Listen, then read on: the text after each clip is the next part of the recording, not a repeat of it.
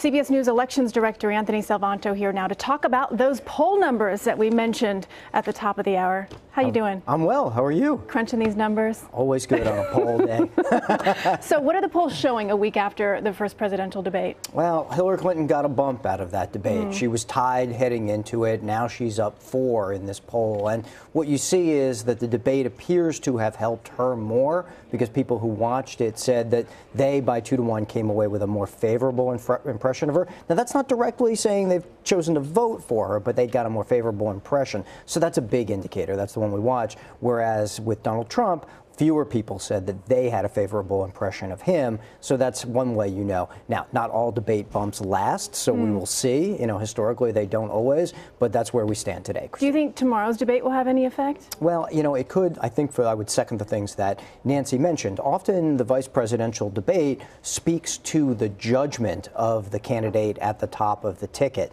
And so, yes, it can have an effect because these are the folks that were selected to be their number 2. People often say that's the first big decision that any president or would-be president makes, and so of course it reflects on them.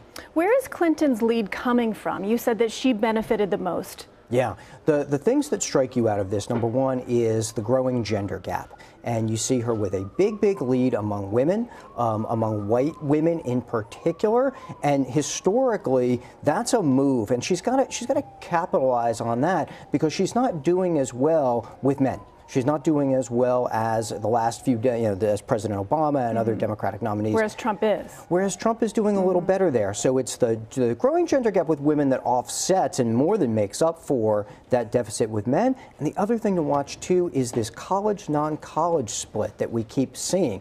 And what happens is Hillary Clinton doing much better than Democrats typically do with college-educated voters. And that accrues to her in places that are fast-growing, like Virginia, where they are now.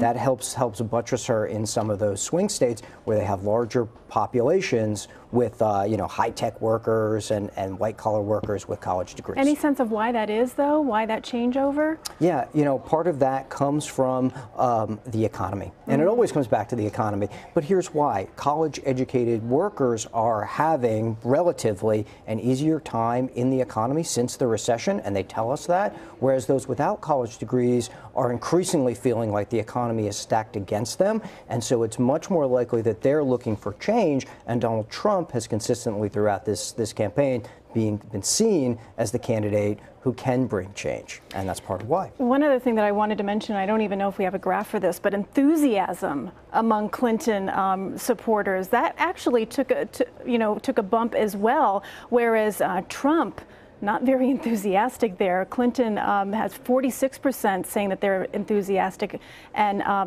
earlier I should say that Trump had that, but now Clinton went up and Trump went down. It's such a great point. I'm glad you raised it because folks should realize in polls, enthusiasm is part of why a candidate's numbers go up and down. Because when we talk about likely voters, these are the folks who say that they're actually going to turn out. And if they don't say that, then they don't count. They don't get counted as likely voters. They need motivation. So you've got to be motivated. Yeah. Okay. So what's happened is, this is exactly what's happened, is Clinton's voters coming into the debate were less enthusiastic. And so they weren't saying they were going to vote.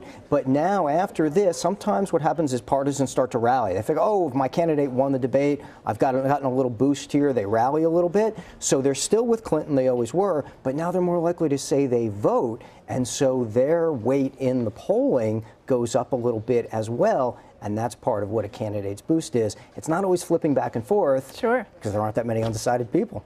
Oh, I love this kind of discussion. So much to talk about. There is. We've still got a month. Yes, There's plenty. We do. Yes, we do. Thank you, Anthony Salvanto. Appreciate it. Thank you.